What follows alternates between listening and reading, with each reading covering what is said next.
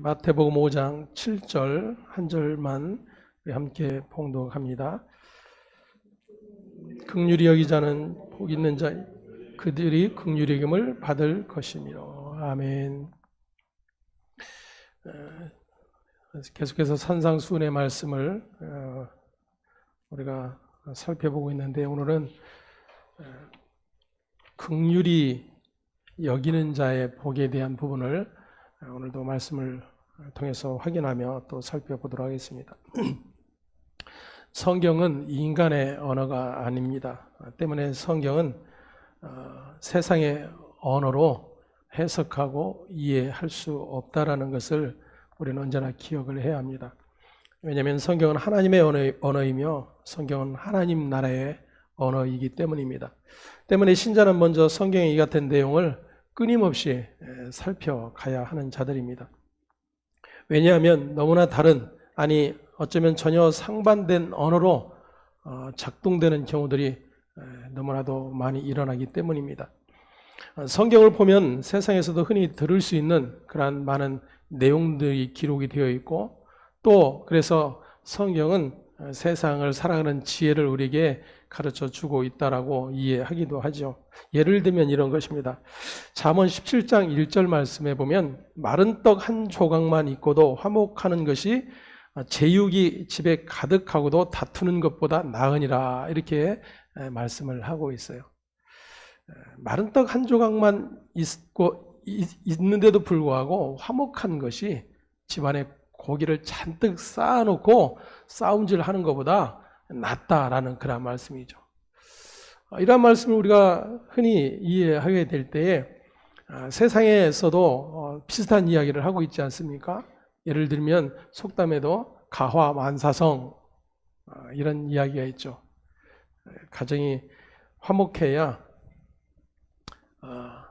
모든 일이 잘 된다라는 그러한 이해를 가지고 있는 것입니다. 잠언 11장 15절에 또 이런 말씀이 있습니다. 타인을 위하여 보증이 되는 자는 손해를 당하여도 보증이 되기를 싫어하는 자는 평안하니라. 즉 보증에 대한 이야기를 성경이 기록하고 있는데, 세상에서도 그런 이야기를 하죠. 부모 자식 간에도 보증 서지 말라 그러잖아요. 때문에 성경을 그렇게 세상의 언어, 사람의 언어로 읽고 이해하고 적용하려 한다면 성경은 한낱 그저 사람들을 이롭게 하는 어떤 일에 불과할 것입니다. 신자들이 성경을 대하면서 그러한 세상의 언어로 성경을 이해하고 큐티를 하면서도 그러한 적용들을 해 나가는 것이죠. 오늘은 사랑을 해야지, 오늘은 싸우지 말아야지, 오늘은 화를 내지 않고 좀 참아야지. 그러한 것들이 하나님의 사람이고 신자의 덕목이라고 그렇게 생각을 하는 것이죠. 하지만 성경은 그러한 사람의 언어, 사람의 가치에 목적을 두고 있지 않다라고 하는 것을 언제나 기억을 하셔야 될 것입니다. 이러한 인간의 언어로 오늘 본문을 해석한다라고 한다면 그 뜻은 너무나도 자명할 수밖에 없을 것입니다. 신자는 가난하고 어려운 이웃을 불쌍히 여기고 도와주어야 한다, 이렇게 이해를 할 수밖에 없을 것입니다. 국어 사전의 뜻도 그러하죠. 긍휼 그러면 불쌍하고 가엾게 여겨서 도와줌, 이렇게 해석을 하고 있어요. 불쌍한 사람들, 가여운 사람들을 그저 지나치지 않고 도와주는 일, 이것이 긍휼히 여기는 것이다 라는 거예요. 그러면 예수님께서 말씀하시는 긍휼히 여기는 자가 복이 있다라고 할 때, 그렇게 어려운 이웃을 살피고 돌봐주고 하는 그러한 자가 복이 있다, 이 말씀을 하는 것으로 이해를 할 수밖에 없는 거예요. 그러한 자가 또한 긍휼히 여김을 받을 것이다. 너 또한 그렇게 어려움을 당할 때 또 다른 사람들이 너를 그렇게 도와줄 것이다, 이렇게 이해를 하게 되는 것이죠. 그래서 사람들은, 신자는, 기독교인은 세상에서도 그렇게 믿지 않는 자들보다도 더 많은 사랑을 베풀고 긍휼을 베푸는 그런 사람이 되어야 된다라고 믿고 있는 것입니다.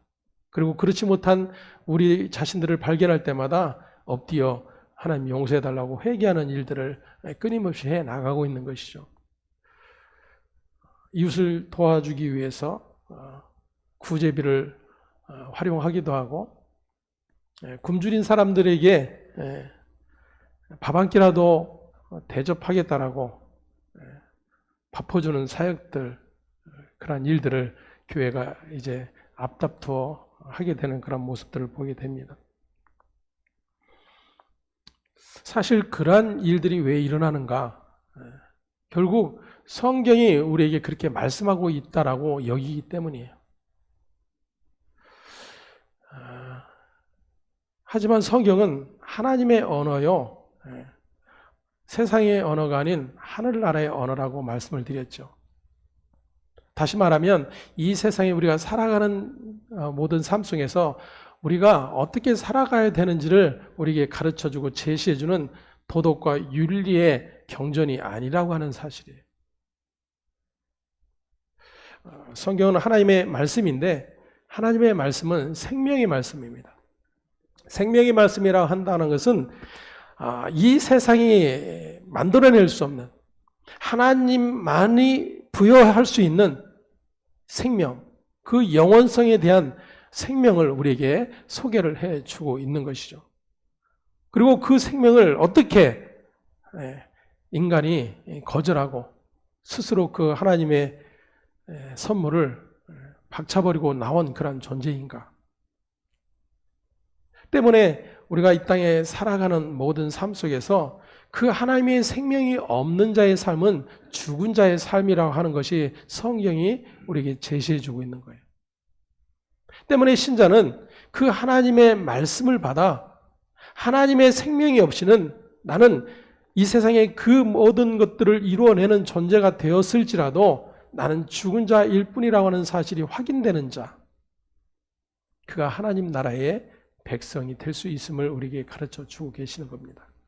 다시 말해서 우리가 계속해서 산상수훈을 배우면서 예수께서 말씀하시는 심령이 가난한 자, 애통하는 자, 위로를 받을 자, 이러한 모든 그 복의 자리는 세상이 가치로 매겨놓은 그런 복과는 거리가 먼 것이고, 아니 오히려 세상이 볼 때는 복의 반대편에 있는 그런 모습인 것을 확인을 할 수가 있었어요.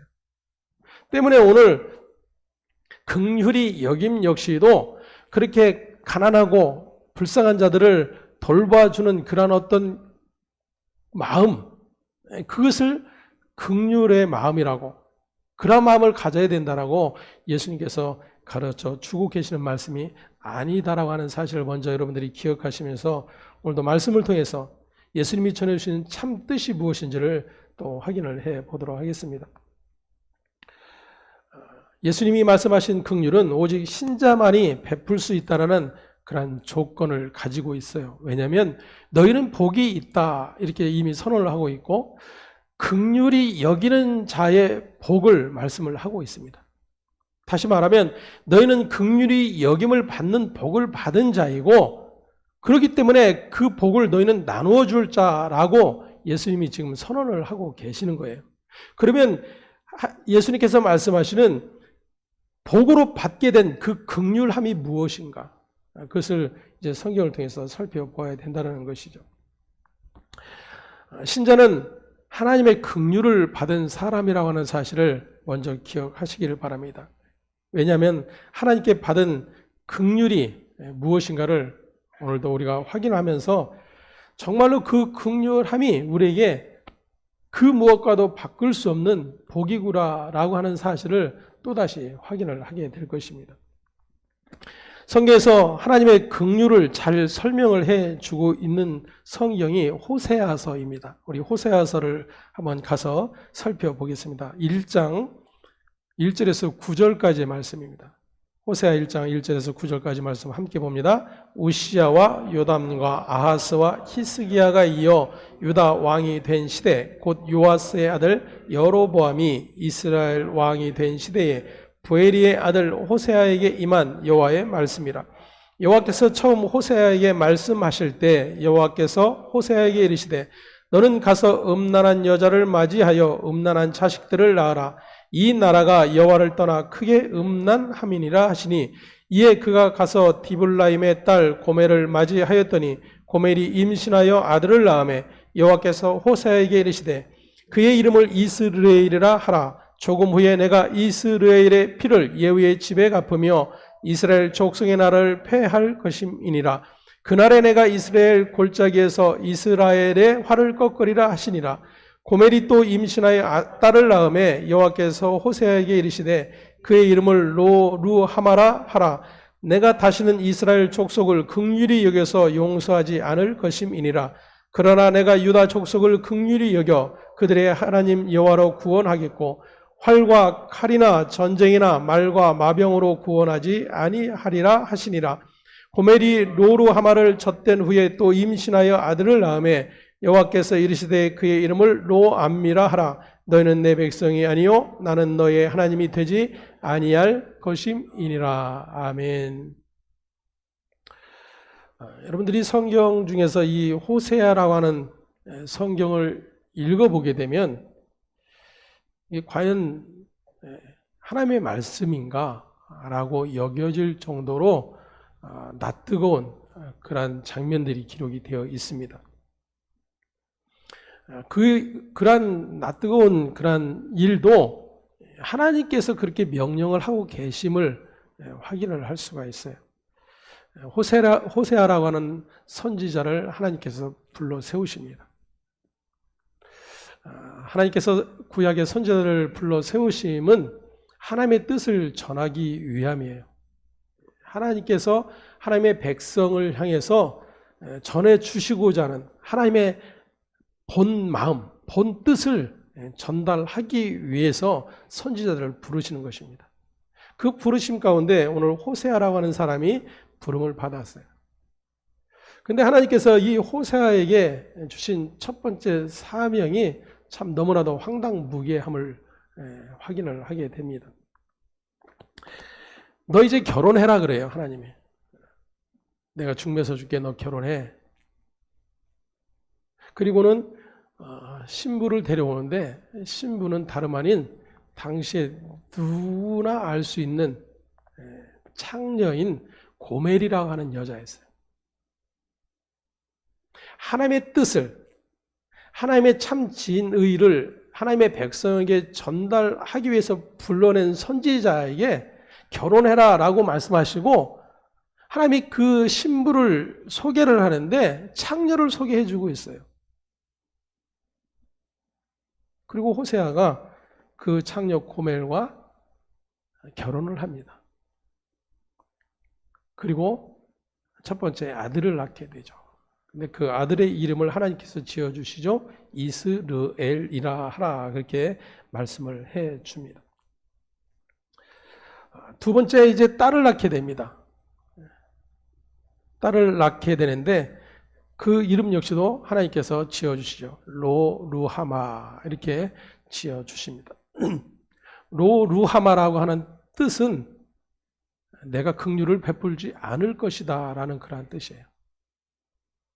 다시 말하면 지금 하나님은 선지자 호세아를 세워서 이스라엘에게 말씀을 하고 계시는 거예요. 근데 그 이스라엘에게 뭐라고 말씀하시냐면 지금 호세아가 고멜을 통해서 낳은 딸의 이름처럼 다시는 내가 너희를 긍휼히 여기지 않을 것이다. 이 선언을 하고 계시는 거예요. 더 나아가 이제 또 로루하마가 젖된 후 임신을 하고 나고 해서 아들을 또 낳게 되는데 그 아들의 이름 역시도 하나님께서 지어주시죠. 뭐라고 지어주시죠? 로암미 그래. 히브리어에서 로는 부정어예요. 영어로 no, 우리말로 아니다 그런 뜻입니다. 암미는 백성이에요. 백성. 그러니까 백성이 아니다 그래요. 내 백성이 아니다라는 거예요.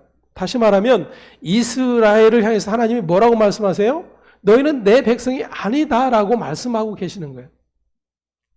다시 말하면 지금 호세아 선지자를 통해서 하나님께서 이스라엘에게 말씀하시는 것은 내가 너희를 긍휼히 여기지도 않을 것이고 너희를 내 백성이라고 부르지도 않을 것이다. 이렇게 말씀을 하고 있다라는 거예요.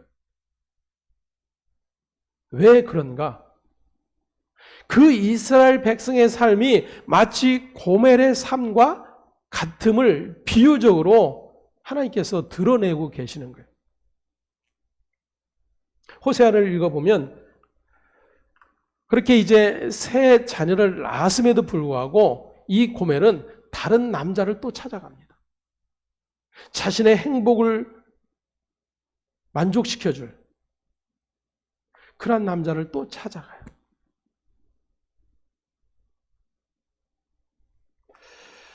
하나님께서 그를 데려와라 그러세요. 그것이 하나님의 마음이요 하나님의 긍휼하심인 것을 가르쳐 주시는 것이죠. 또 데려옵니다. 하지만 고멜은 만족하지 못하고 또 집을 나가요. 다른 남자를 또 찾아갑니다. 그렇게 그의 삶은 자신의 행복 추구를 위해서 자신의 그 행복을 가져다 줄 수 있다라고 여기는 그러한 남자를 계속해서 찾아가는 일을 하다가 결국 마지막 남자에게 노예로 팔리게 돼요. 노예로 팔리게. 노예 시장에 던져지게 됩니다. 다시 말하면 이스라엘아, 지금 이것이 너희의 모습이다라고 하나님이 말씀하시는 거예요. 다시 말하면 하나님께서 사랑하는 나의 자녀들아, 이것이 너희의 모습이다 라고 말씀하고 계시다 그 얘기예요. 즉 저와 여러분의 삶이 바로 그 이스라엘 백성의 삶 안에 녹아져 있다라는 거예요.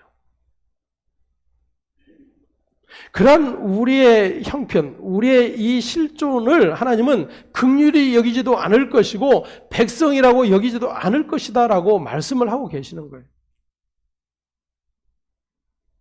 이게 하나님의 언어예요. 다시 말하면 에덴에서 하나님께서 죽은 흙이었던 존재를 빚어 그 안에 하나님의 생명을 불어넣어 살아있는 존재, 사람이 되게 하셨는데 그 하나님의 생명을 거부하고 그 하나님으로부터 도망쳐버린 존재, 그게 아담의 존재예요.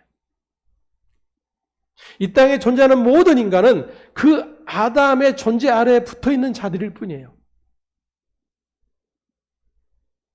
때문에 하나님의 긍휼을 입을 만한 자격 조건이 있을 수 없다 그 이야기예요. 하나님이 너는 내 백성이야 라고 일컬을 수 있는 그런 존재가 아무도 없다라는 거예요. 그게 성경이 말하는 언어입니다. 때문에 오늘 예수님께서 긍휼히 여기는 자의 복, 너희는 복이 있다. 왜? 긍휼을 받았기 때문이다. 해석하면 이런 뜻이에요. 너희는 복이 있는 자다. 왜? 그 하나님의 긍휼을 받은 자이기 때문에. 이런 이야기예요. 때문에 그 하나님이 베풀어 오신 긍휼이 무엇인지를 알지 못하는 세상의 언어로 이 성경을 이해하고 해석하려고 한다면 그저 세상의 도덕, 윤리적인 이야기만 할 수밖에 없어요. 그런데 교회마저도 신자마저도 그 하나님의 언어가 아닌 세상의 언어로 성경을 해석해서 그러한 열심을 내어 하나님의 백성다움을 드러내자라고 외치고 있다 그 이야기예요. 호세아서 2장 23절의 말씀을 함께 봅니다. 내가 나를 위하여 그를 이 땅에 심고 긍휼히 여김을 받지 못하였던 자를 긍휼히 여기며 내 백성이 아니었던 자에게 향하여 이르기를 너는 내 백성이라 하리니 그들은 이르기를 주는 내 하나님이시라 하리라 하시니라. 아멘. 이것이 너의 실존인데 내가 누구를 위하여? 너희를 위하여? 세상을 위하여? 누구를 위하여? 나를 위하여, 하나님 자신을 위하여. 이게 하나님의 언어예요. 이게 하나님 나라의 언어입니다. 이 땅에 존재하는 그 어떤 것도 인간이 무언가를 이루어서 하나님께 영광을 돌려드릴 그런 존재가 아니에요. 하나님의 영광은 스스로 취하시는 분이십니다. 그래서 내 영광을 다른 자에게 결코 주지 아니하리라 그렇게 말씀을 하고 계시죠.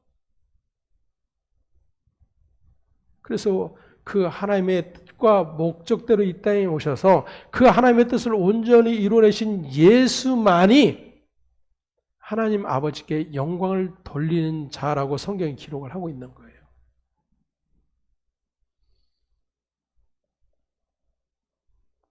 온통 교회는 우리가 세상을 긍휼히 여기고 세상의 빛의 역할을 하고 소금의 역할을 해서 하나님께 영광을 돌려드리자라고 외치죠.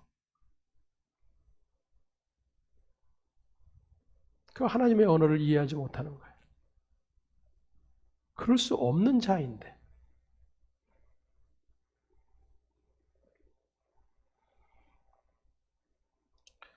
내가 나를 위하여 그를 이 땅에 심고 긍휼히 여기지 않을 자를, 내 백성이라고 부르지 않을 자를 이 땅에 심고, 그래서 긍휼히 여김을 받지 못하였던 자를 긍휼히 여기며 내 백성이 아니었던 자에게 향하여 이르기를 내 백성이라 하리라.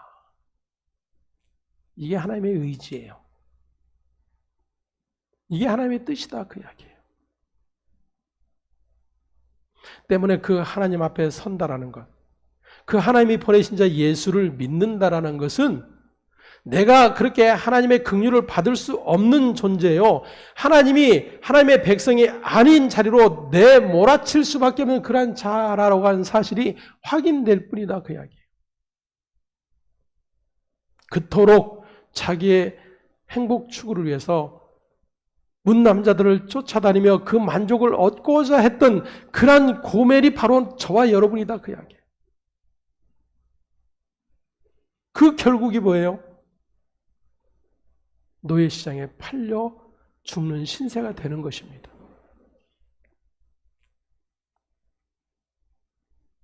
한낱 가축시장에 내놓아 팔려져 도살되는 공이 덩어리와 같은 그러한 존재로 전락하고 있는 모습을 보게 돼요.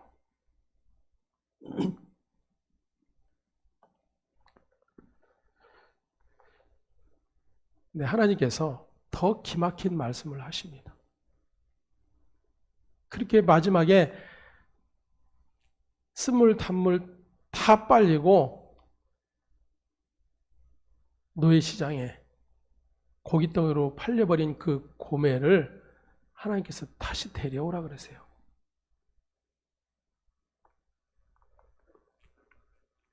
여러분, 이게 말이 됩니까? 여러분 같으면 그렇게 하고 싶겠어요?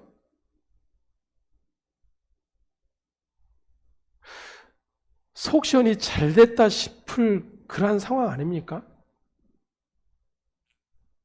그렇게 또 데려왔는데도 불구하고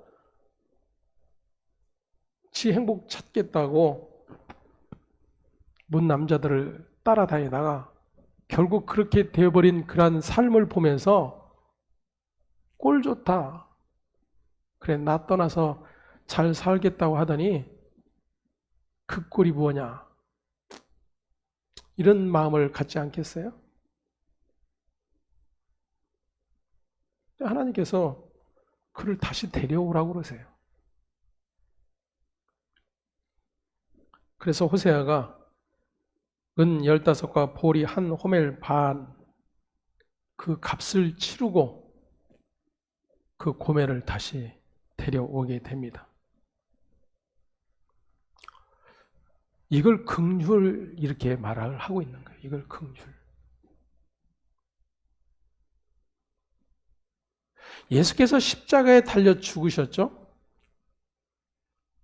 근데 그 과정 가운데서 예수의 제자였던 유다, 가룟 사람 유다가 예수를 대제사장들에게 팔아넘깁니다. 은 30에 팔아넘기죠.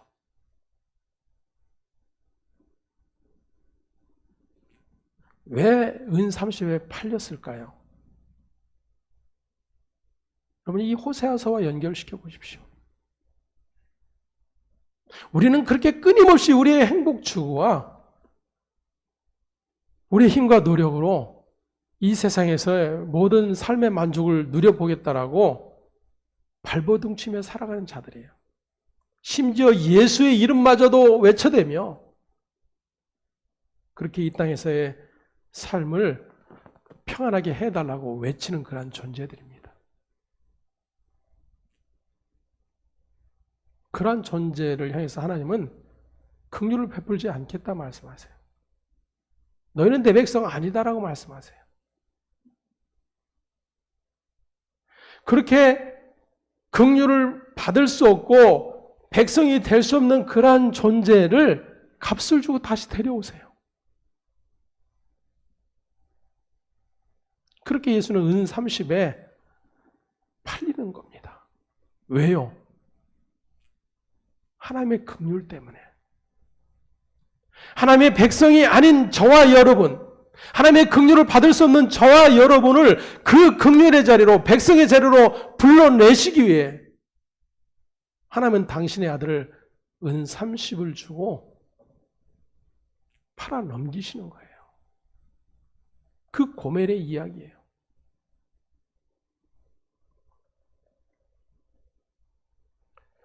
마태복음 9장 27절에서 29절의 말씀을 통해서 하나님의 긍휼이 어떻게 또 나타나고 있는지 한번 확인해 봅니다. 예수께서 거기에서 떠나가실새 두 맹인이 따라오며 소리 질러 이르되 다윗의 자손이여 우리를 불쌍히 여기소서 하더니 예수께서 집에 들어가심에 맹인들이 그에게 나아오거늘 예수께서 이르시되 내가 능히 이 일 할 줄을 믿느냐 대답하되 주여 그러하외다 하니 이에 예수께서 그들의 눈을 만지시며 이르시되 너희 믿음대로 되라 하시니. 아멘. 두 소경이 예수의 지나심을 알고 다윗의 자손이여 우리를 불쌍히 여기소서, 다시 말하면 우리를 긍휼히 여기소서 외쳐대는 것입니다.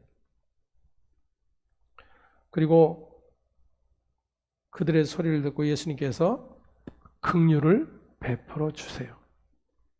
근데 그 긍휼을 베푸심의 근거가 무엇인가를 확인해 보니까 믿음인 것을 알 수가 있습니다. 29절에 이에 예수께서 그들의 눈을 만지시며 이르시되 너희 믿음대로 되라. 그래서 그 믿음대로 어떻게 됐어요? 눈이 뜨여졌어요. 자, 이 같은 내용을 가지고 또다시 교회는 세상의 언어로 이해합니다. 믿음이 있으면 소경의 눈도 떠진다라는 거예요. 그래서 그런 믿음을 갖게 주소서.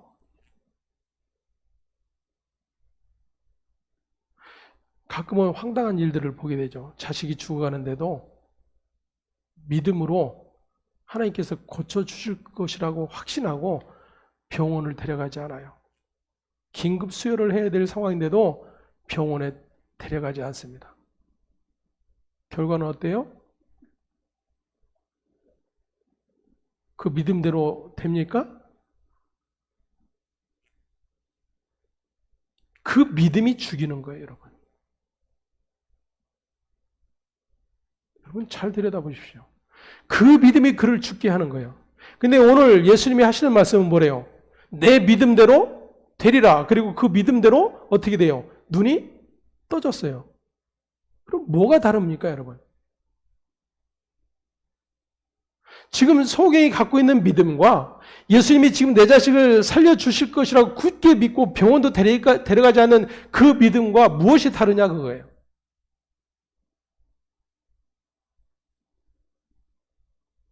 다시 말하면 저와 여러분의 믿음은 지금 어떤 믿음의 자리에 있는가 하는 거예요. 교회가 계속해서 가르치고 열심내려고 하는 그 믿음의 자리, 그 믿음의 자리는 어디인가 하는 것입니다. 마태복음 15장 21절에서 28절까지 봅니다. 예수께서 거기서 나가사 두로와 시돈 지방으로 들어가시니 가나안 여자 하나가 그 지경에서 나와서 소리질러 이르되 주 다윗의 자손이여 나를 불쌍히 여기소서 내 딸이 흉악하게 귀신 들렸나이다 하되 예수는 한 말씀도 대답하지 아니하시니 제자들이 와서 청하여 말하되 그 여자가 우리 뒤에서 소리를 지르오니 그를 보내소서. 예수께서 대답하여 이르시되 나는 이스라엘 집에 잃어버린 양 외에는 다른 데로 보내심을 받지 아니하였노라 하시니 여자가 와서 예수께 절하며 이르되 주여 저를 도우소서. 대답하여 이르시되 자녀의 떡을 취하여 개들에게 던짐이 마땅하지 아니하니라. 여자가 이르되 주여 올소이다마는 개들도 제 주인의 상에서 떨어지는 부스러기를 먹나이다 하니 이에 예수께서 대답하여 이르시되 여자여 내 믿음이 크도다. 내 소원대로 되리라 하시니 그때로부터 그의 딸이 나으니라. 아멘. 여기에서도 내 믿음이 크도다. 내 소원대로 되리라 라고 말씀하시고 그때로부터 딸이 나았다라고 성경이 기록을 하고 있습니다. 이 내용시도 하나님의 긍휼이 베풀어지고 있는 그러한 내용을 설명해 주고 있는 것입니다. 근데 그 하나님의 긍휼이 베풀어지는 근거가 뭐냐면 믿음이라고 하는 거예요. 믿음. 이스라엘 사람의 입장에서 이방 여인, 이 가나안 여자는 하나님의 긍휼, 다시 말하면 예수님의 긍휼을 받을 수 없는 자예요. 그 자격 제로인 자입니다. 그런데 그가 긍휼함을 얻게 돼요. 그 근거는 바로 믿음입니다. 내 믿음이 크도다 이렇게 말씀하시고 그 믿음의 근거로 하나님의 긍휼이 부어지고 있다는 것입니다. 다시 말하면 믿음이 하나님의 긍휼은 믿음을 전제로 하나님의 백성에게 부어지는 것인데 믿음이 전제되었을 때 긍휼이 베풀어지는 것이 아니라 하나님의 긍휼이 베풀어진 자에게서 이러한 믿음이 나온다는 거예요. 이해가 되시나요? 믿음이 있기 때문에 긍휼이 베풀어지는 것이 아니에요. 다시 말하면 이 가나안 여인은 어떤 믿음의 근거도 갖출 수 없는 그러한 자격 미달인 자입니다. 예수님께서 그래서 그렇게 말씀하신 거죠. 너는 자격이 없는 자야. 나는 잃어버린 이스라엘 백성에게 왔을 뿐이지 이스라엘 백성이 아닌 이방인 너는 그 긍휼을 받을 수 없는 자야라고 선언을 하시는 거죠. 그래서 그 비유가 이방인이요 개로 비유를 하는 거예요.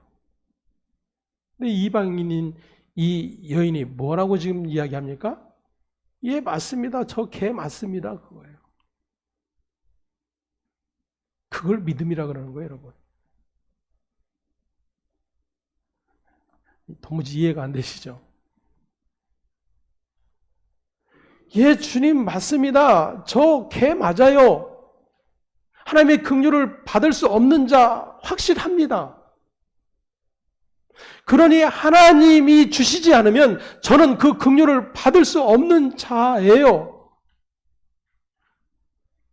그러니 하나님 긍휼을 베풀어 주세요. 그걸 믿음이라 그러는 거예요, 여러분. 근데 그 믿음이 이 여인에게서부터 생산된 것이 아니다 그 이야기예요. 믿음은 위로부터 주어지는 거예요. 즉 하나님으로부터 주어져서 주님이 말씀하시는 것처럼 이스라엘 집에 잃어버린 양 외에는 다른 데로 보내심을 받지 아니하였노라 라고 말씀하시는 것과 마찬가지예요. 예수님은 잃어버린 자를 찾는 일에 관심을 갖고 계세요. 그 잃어버린 자는 다름 아닌 창세전에 하나님의 은혜로 택하심을 받은 하나님의 백성을 가리키는 거예요. 그렇게 택함을 받은 하나님의 백성인 이스라엘이 끊임없이 하나님 앞에서 행한 일은 뭐예요? 하나님을 버리고 우상을 섬기는 일들을 했어요. 왜요? 자신들의 실제적인 평안과 삶의 유익을 주는 것은 이방인들이 섬기고 있는 신들이라고 여겼기 때문이에요. 그래서 그들은 하나님의 백성으로 하나님도 섬기지만 여전히 이방인들이 섬기는 우상을 함께 섬기고 있었던 겁니다.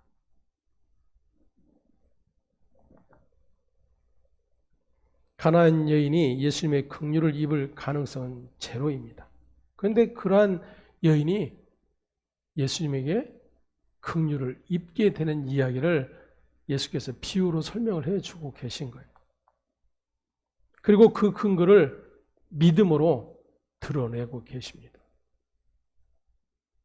다시 말하면 유대인들이 지금 이 가나안 여인은 하나님의 백성 될 수 없는 자이며 하나님의 긍휼을 도저히 입을 수 없는 자라고 구분시켜 놓았는데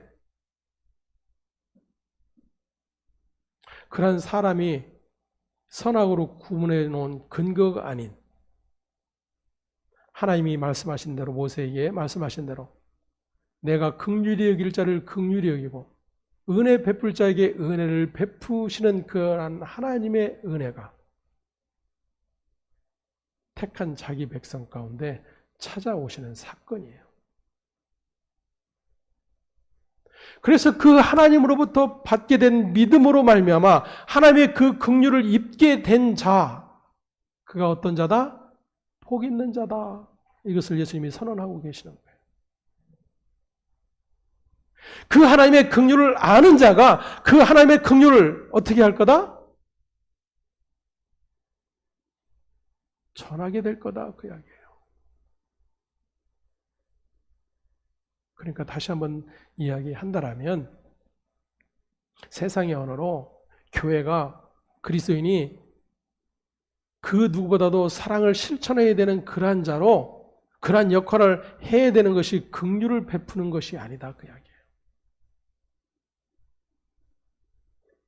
하나님의 긍휼이 무엇인지를 알고 그 하나님의 긍휼을 받을 자격이 없는 내가 그 아들의 핏값으로 하나님의 그 긍휼하심을 얻은 자임을 알고 그 하나님의 긍휼을 전하는 자가 바로 긍휼히 여김을 입는 자인 것을 예수께서 말씀하고 계시는 겁니다. 때문에 성도에게 나타나게 되는 긍휼히 여김이라고 하는 것은 예수 그리스도의 긍휼만을 의지하는 그 믿음이 된다고 하는 사실을 확인을 할 수가 있는 것입니다. 두 군데 살펴본 대로 그들의 믿음이 다 나는 아무것도 할 수 없는 무력한 자입니다. 그러한 대접을 받아도 마땅한 자입니다. 그러니 긍휼을 베풀어 주세요. 이러한 모습으로 나타나고 있는 것입니다. 소경이 스스로 눈을 뜰 수 있는 방법은 제로예요. 전혀 없어요. 자기가 할 수 있는 것이 아무것도 없기 때문에 마찬가지로 이방의 가나안 여인이 이스라엘의 선생에게 긍휼을 입을 방법은 전혀 없어요. 근데 그 긍휼을 입을 수 있는 유일한 방법 근거가 믿음이라고 하는 사실을 우리에게 전해주고 있는 것입니다. 때문에 믿음을 가지고 있다라고 한다면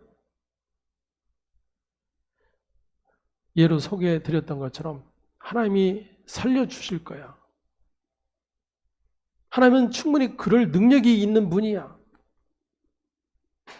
라고 자기의 믿음을 앞세워 하나님의 능력을 확인하려고 하는 그러한 일이 전혀 믿음이 아니라고 하는 사실을 확인할 수 있다. 그 이야기예요.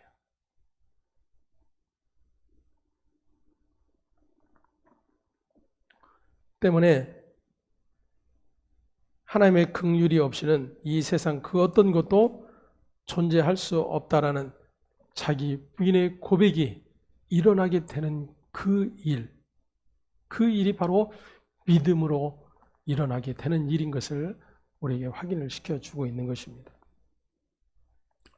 그러한 긍휼의 실체에 대해서 예수님께서 비유로 또 가르쳐 주신 그러한 내용이 있습니다. 누가복음으로 함께 가보겠습니다. 10장 33절에서 37절까지의 말씀입니다. 함께 봉독합니다.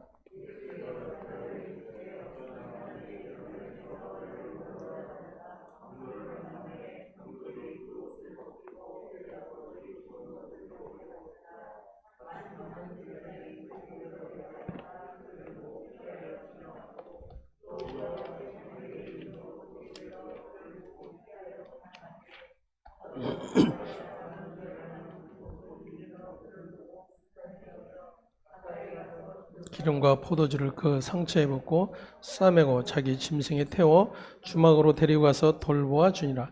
그 이튿날 그가 주막 주인에게 데나리온 둘을 내어주며 이르되 이 사람을 돌보아 주라. 비용이 더 들면 내가 돌아올 때에 갚으리라 하였으니 내 생각에는 이 세 사람 중에 누가 강도 만난 자의 이웃이 되겠느냐. 이르되 자비를 베푼 자니이다. 예수께서 이르시되 가서 너도 이와 같이 하라 하시니라. 아멘.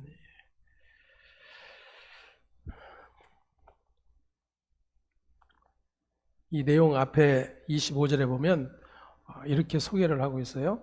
어떤 율법 교사, 대단한 사람이죠. 이스라엘 백성들에게 율법을 가르치는 율법 선생이에요. 그 율법 교사가 예수를 시험하여 이르되 선생님 내가 무엇을 하여야 영생을 얻으리이까 이렇게 질문을 했습니다. 예수님께서 이렇게 말씀하세요. 율법에 무엇이라고 기록되었으며 그 율법을 너는 어떻게 읽느냐, 즉 어떻게 이해하느냐 이렇게 예수님이 다시 질문을 하십니다. 율법 교사답게 너무나도 정확하게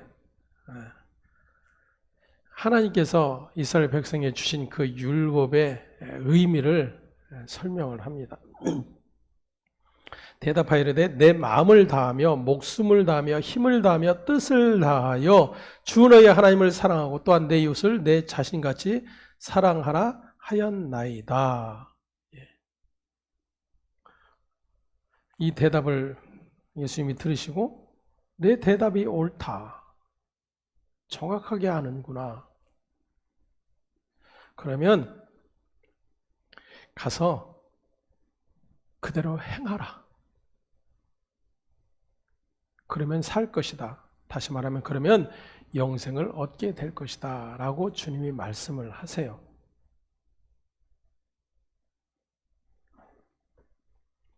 그러니까 이 율법 교사가 한술 더 떠서 예수님에게 이렇게 질문합니다. 자기를 옳게 보이려고 성경이 이렇게 표현을 해요. 그 사람이 자기를 옳게 보이려고 예수께 여짜오되 그러면 내 이웃이 누굽니까? 그래요. 자, 자기는 지금 택한 하나님의 백성이고 그래서 하나님을 사랑하는 일은 여지껏 열심히 해왔다라고 자부하고 있는 거죠. 나머지 하나는 뭐예요? 하나님 사랑하고 이웃을 사랑하는 것이 온 계명이 가르쳐주는 내용인데 그러면 그 이웃이 누구인지만 말씀해 주세요. 그럼 어떻게 하겠다는 거예요? 내가 가서 사랑해낼게요. 하나님 사랑해서 그 계명을 열심히 지켰던 것처럼 그 이웃도 가르쳐만 주시면 내가 가서 사랑해내겠습니다. 이렇게 얘기를 한 거예요. 자, 이 내용이 뭐냐면 오늘날 교회가 추구하고 있는 그런 내용이에요. 하나님 사랑과 이웃 사랑. 교회의 모토죠. 그리스도인들의 모토 아닙니까? 하나님은 당연히 우리가 사랑하는 거죠. 이 율법 교사처럼. 왜? 하나님을 믿으니까. 하나님이 나를 위해서 독생자 예수를 보내주셨으니까. 십자가에 못 박아 죽게 하셨으니까 그 하나님을 사랑한다고 다 고백해요. 그래서 이제 하나님 사랑하는 것은 너무나도 다 당연한데 무엇이 걸립니까? 이웃 사랑이 걸리죠. 이웃 사랑. 도대체 이웃을 사랑해내지 못한 우리를 보게 됩니다.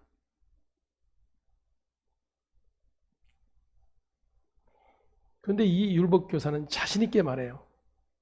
이웃이 누구인지만 가르쳐주면 내가 그것도 하나님 사랑하는 것처럼 할 수 있어요.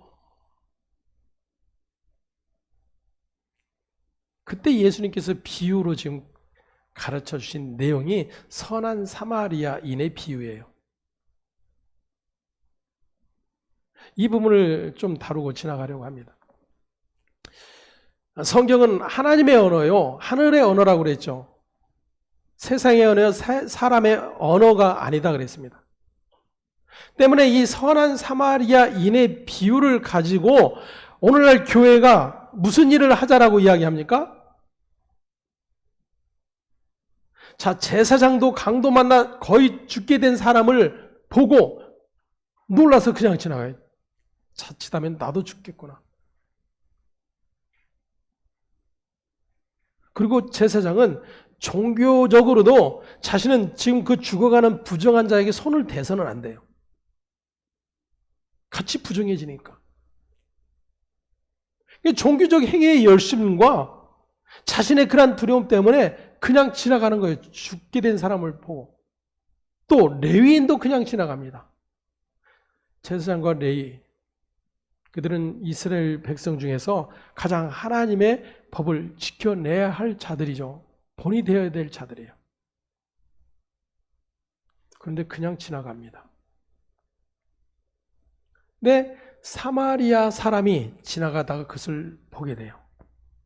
근데 이 사마리아 사람은 그 사람이 죽어가는 것들을 돌보고 또 영안으로 데려다가 그 몸을 쉴 수 있게 하고 자기의 급한 사정 때문에 지금은 그냥 지나갈 수밖에 없는데 내가 다시 돌아와서 이 사람이 필요한 모든 것들에 들어간 모든 비용을 내가 지불하겠다라고까지 이야기를 해요. 자, 이 세 사람을 예수님이 말씀하시면서 이 율법교사에게 질문을 하는 거죠. 야, 네가 볼 때는 누가 이 강도 만난 자의 이웃이겠느냐 그럽니다. 자, 여러분들에게도 질문을 하죠. 저와 여러분에게 누가 강도 만난 자의 이웃일까요? 제사장입니까? 예. 레위인이에요? 아닙니다. 그러면 누굽니까? 사마리아인이에요. 예수님께서 이 비유를 말씀하신 후에 질문을 했어요. 똑같이. 그러니까 저와 여러분처럼 똑같이 사마리아인입니다. 그랬어요. 여러분, 지금 이 율법 교사의 입에서 사마리아인입니다라고 하는 이 대답이 얼마나 치욕스러운 일인지 여러분은 모르실 거예요. 성경에서 사마리아인은 자신들과 상종할 수 없는, 아까 이방인 여인에게 말했던 것처럼 개처럼 여기는 자들이에요. 근데 자신들이 자부심을 가지고 가치를 부여하고 그래서 제사장, 레위인, 그들은 이스라엘 중에서도 본이 되는 모범적인 하나님의 사람, 하나님을 사랑하는 자들로 일컬음을 받는 그러한 이들이었는데 그들이 강도 만난 자의 이웃이 아니고 자신들이 개처럼 여기는 그 사마리아인이 이웃이라고 말을 했다 그거예요. 너무나도 치욕스러운 일입니다. 근데 거기다 대고 예수님이 뭐라고 말씀하시죠? 가서 너도 그와 같이 하라라고 말씀하세요.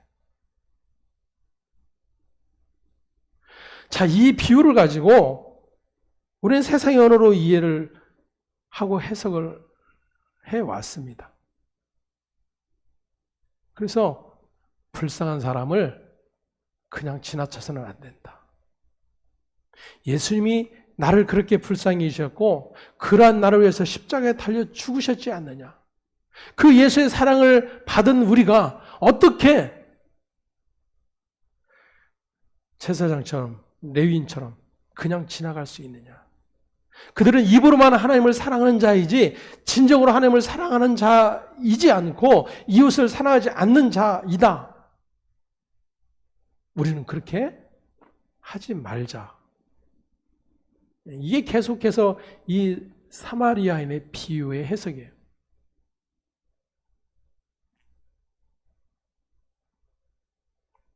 근데 예수님이 말씀하시는 언어는 그 언어가 아니에요. 왜냐하면 이 율법교사가 예수님께 찾아와 예수님을 시험했던 이유가 자신은 완벽하다라는 거예요. 하나님을 사랑하고 있고 하나님의 계명인 하나님 사랑과 이웃 사랑을 하고 있는 그런 사람이다라는 거예요. 근데 혹 미치지 못하는 어떤 부분이 있음을 당신이 안다라면 가르쳐 달라는 거죠. 그러면 내가 그것까지도 해내겠다라는 거예요. 예, 겉으로 보면 정말 하나님이 기뻐하실 사람이죠. 교회에서 박수 쳐줄 만한 사람이에요. 아니 세상에서도 야, 참 대단한 사람이다라고 말해줄 수 있는 사람이에요. 그래서 세상이 예수를 4대 성인의 한 사람으로 소개를 하는 것입니다, 여러분. 세상의 언어로 예수를 보기 때문에. 자기를 내어 희생하는 예수. 죄인된 자를 위해서 대신 십자가에 죽는 그 사랑의 예수. 그야말로 성인이다라고 칭송해 마지 않는 거예요. 그래서 그 세상의 언어로 이 예수님의 비유를 똑같이 해석을 하는 겁니다. 선한 사마리아인이 되자죠, 여러분.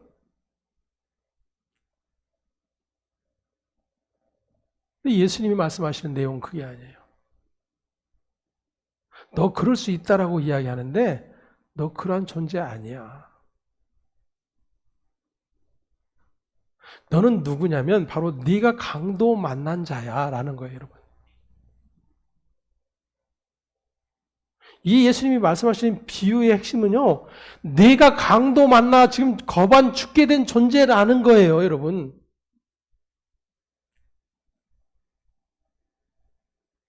그런 자기 존재를 알지 못하는 자가 레위인이요 제사장으로 표현이 되고 있는 거예요. 하나님을 사랑하고 율법을 열심히 지키고 있는데 그들은 자신이 지금 강도 만나 거의 죽게 된 상태에 이른 존재라는 사실을 전혀 깨닫지 못하고 있을 뿐이에요. 그러한 존재에게 긍휼이 베풀어지는 거죠. 근데 그 긍휼을 베푸는 존재가 누굽니까? 제사장도 아니고 레위인도 아니고 사마리아인이에요. 다시 말하면 지금 예수님의 비유 안에서 이 사마리아인은 바로 예수 자신이에요, 여러분. 예수는 유대인들에게 그런 개 취급을 당했어요. 하나님의 백성의 자격을 부여하지 않았어요. 하나님의 법을 훼손하는 자요, 율법을 지키지 않는 자라고 외쳐댔어요. 예수님의 제자들이 손을 씻지 않고 음식을 먹으니까 왜 당신의 제자들은 장로들이 가르쳐준 법을 지키지 않습니까? 불법을 행하는 자일 뿐이에요, 예수와 그의 제자들은. 그래서 하나님의 백성된 자신들의 그 영광을 훼손하는 자로 낙인하는 겁니다. 그리고 그 예수를 십자가에 죽여버려야 된다고 외치는 거예요.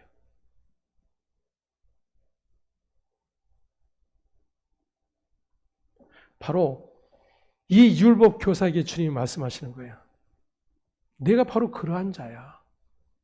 너는 하나님을 사랑하고 그의 백성됨의 자리를 열심히 지켜왔다고 말하고 있지만 너야말로 내가 강도 만나 거반 죽게 된 존재라는 사실을 알지 못하는 자다. 그들이 긍휼을 구할 까닭이 있겠어요?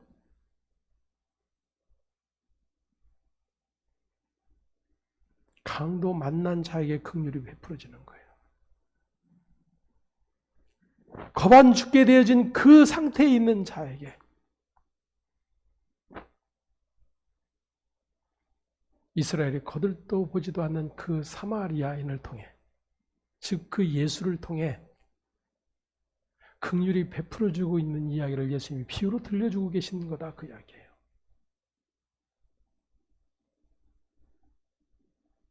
이 같은 사실을 확인하게 될 때에 여러분, 우리가 누구를 비난하고 누구를 정죄하고 어떤 일을 선하다 악하다 구분 지을 수 있겠어요? 그 모든 행위 자체가 하나님의 긍휼을 알지 못하는 행위라고 하는 사실이 드러날 뿐입니다. 때문에 예수님의 지금 선언은 너희는 복이 있다. 그 하늘의 언어를 이해하는 너희는 복이 있다. 그 하나님이 베풀어 오신 긍휼을 아는 너희는 복이 있다. 그리고 그 복을 너희는 전해야 되는 자들이다 라고 선언하고 계시는 거예요. 그러니까 심령이 가난한 자부터 지금 이 긍휼이 여김의 이 모든 사건 안에서 확인되는 유일한 한 가지가 뭡니까? 자신의 죄인됨을 알고 하나님의 자리를 떠나 하나님이 그 생명을 잃어버린 존재로 죽을 수밖에 없는 자인 것이 확인이 되는 자가 복이 있다, 복이 있다, 복이 있다 계속해서 선언하고 있는 거예요.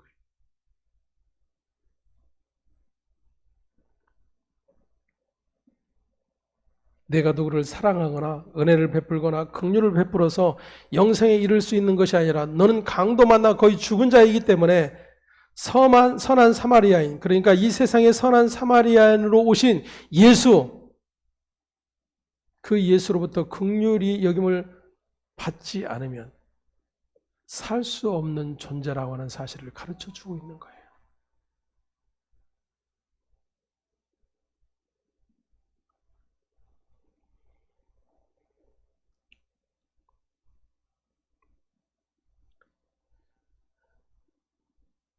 주님은 이 비유를 통해 모든 인간은 긍휼을 베풀 수 있는 자, 은혜를 베풀 수 있는 자, 누구를 사랑할 수 있는 자가 아니다라고 하는 사실을 폭로시키고 계시는 것입니다. 오히려 강도 만난 자이기 때문에 그 죽은 몸으로는 누구를 사랑하거나 긍휼을 베풀거나 섬겨줄 수 없기 때문에 먼저 긍휼을 입어야만 될 자라는 사실을 확인하는 자, 그가 하나님의 백성이라고 하는 사실을 가르쳐 주고 계시는 거예요. 긍휼히 여기는 자가 복이 있다. 그가 긍휼히 여김을 받을 것이다.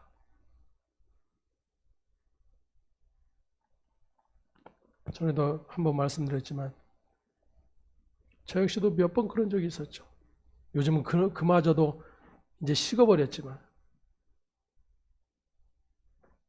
지나가다가 시장에서 다리 절단하고 고무 끼워놓고 기어다니면서 복음성과 테이프 틀어놓고 돈바구니 앞에 놓고 있는 분들 계시죠. 처음에는 예수님의 사랑 때문에 무조건 해야 된다라고 생각을 했어요. 그러다 나중에 알게 됐죠. 이들이 나보다 더 잘 사는 부자라고 하는 사실을. 그 뒤로부터는 하고 싶은 마음도 없어요.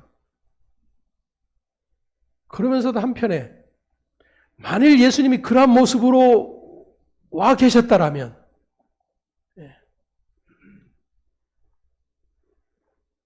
한 번씩 회개도 하고 또다시 그래 그거 알아도 내가 예수님 사랑 때문에 해야지.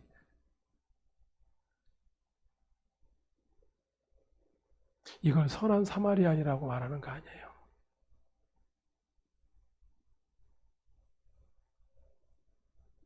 내가 바로 그런 존재임이 확인되는 자. 하나님의 은혜와 긍휼을 입지 않고는 도저히 소망 없는 자임이 확인되는 자, 그가 복 있는 자라고 예수님이 선언을 해 주시는 것입니다. 세상이 선언하는 복과는 정반대에 있는 거예요.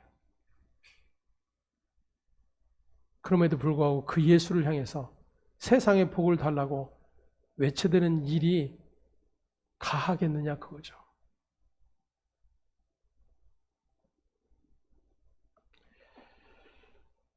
우리는 예수 그리스도를 따르며 자기 부인의 고백 속에서 진짜 하늘의 긍휼을 알고 그 긍휼을 드러내는 자의 길로 나아가는 삶을 살아야 될 자들입니다. 그 삶은 다른 삶이 아니에요. 자기 부인이며 자기 십자가를 지고 예수를 따르는 삶입니다. 변함없는 이 주님의 부르심 앞에 오늘도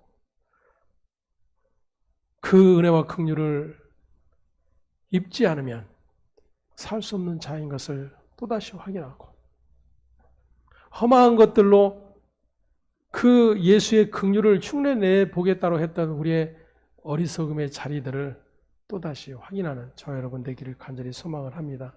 기도하겠습니다. 하나님 감사합니다. 너희는 복이 있다. 왜냐하면 하나님의 긍휼을 받았기 때문이다. 그 하나님의 긍휼하심이 무엇인지를 아는 자의 자리를 오늘 소경의 모습을 통해